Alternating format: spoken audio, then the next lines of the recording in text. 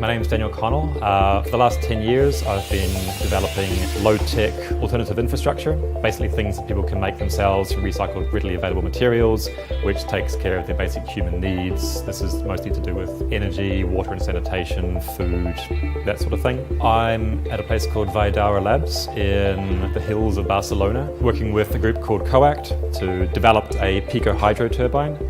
So a very small scale, but very low cost and portable means of producing electricity from water.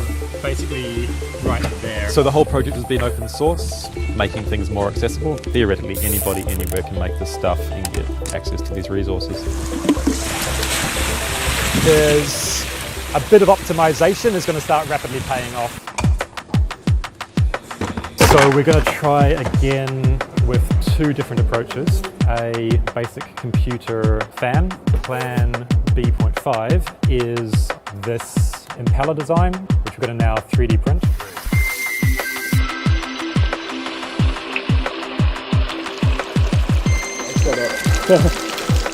Okay, go.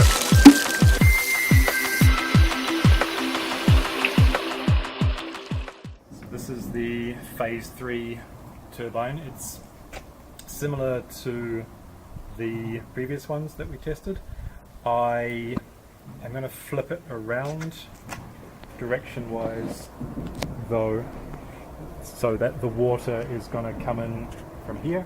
So this will be on, so we're going to move it to further down the canal with about like a 2.2 meter drop instead of the 0.9 meter drop, which should give like 3.5 times as much power overall. So the water's going to come up here, go through here across the top of the weir and then vertically down. This is going to be horizontal, and then the water's going to come up this way and turn the fan in that direction, and then pipe's going to plug in here, out on the floor. Other than that, it's basically the same. So we're going with the unreinforced PCU fan because it did the best revs. The 3D printed impeller did a good job. In terms, it did more torque with less revs. I want more revs with less torque. I don't want less torque, but I want more revs because that means more voltage, which means less transmission losses and stuff. Sorry. Don't worry. I'll tell you what then. Wow, water and some level of toxic waste. Water from the Anoya River. Yeah? Yeah. Wow! Loco! Vamos! Holy shit! Yeah. So fast!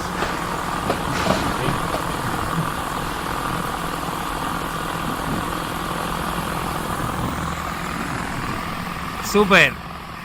Bien.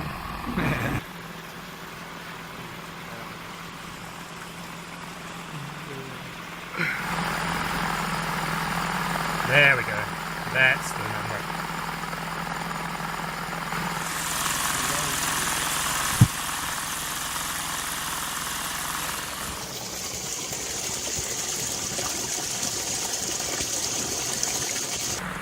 So, if we can get 10 amps off this hoverboard wheel, which it should be rated to, times 55 volts, if there's enough power in the full system, that means we could, without melting or damage anything, getting about 500 watts off the system quite easily. If there's enough water flow, but there should be, because like the full system power of this is about 1.2, 1.3 kilowatts. So even if we're only going at like 40% efficiency overall, which is hopefully more, that's still like 500 watts right there. So that times 24 hours a day is 12 kilowatt hours, which is enough to run about 2/3 of a western suburban home. Everything here cost about 40 euro. So like what we've got here in terms of water availability is quite good. We've got this like long vertical drop, we've got like a really solid water supply here. Most situations aren't going to have something quite this good. This is a good situation, but it's also a lot of power. So in other sort of like in places where you've got like little streams that come down a couple of meters on an angle, this will do a lot less power, but it'll still do useful amounts of power. Especially if you're camping, make a little portable version. Especially if you're living in the developing world, the global south, then this, I mean, what's coming out of this right now will power like, I don't know, like half a dozen homes in like a developing country easily,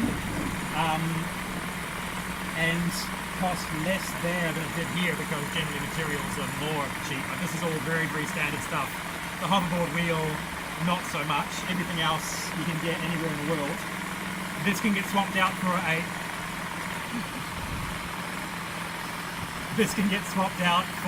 motorbike alternator or something similar to that, which is available anywhere in the world and will do fairly similar amounts of power and voltage per rev. So next we'll wire it up.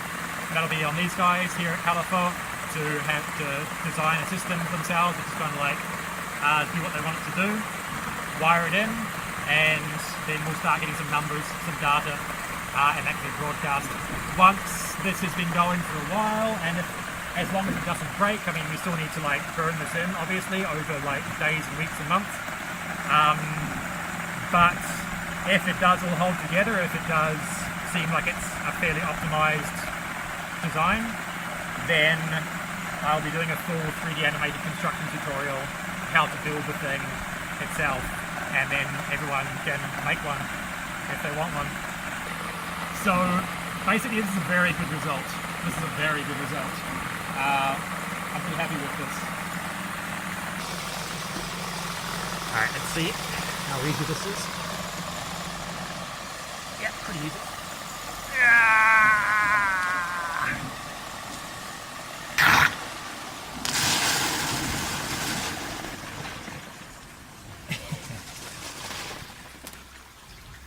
There she goes.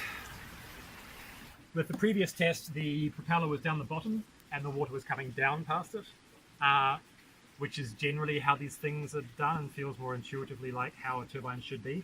With like a Pelton or a Turgo, like the more usual like 20 meters, 100 meters of head, running a bunch of pipe and having like a jet of water onto like a spinning like turbine wheel, then you need to put the turbine at the end, obviously, because that's where the pressure is at the bottom. But that's not how this turbine works. This turbine works by getting as much water moving as quickly as possible.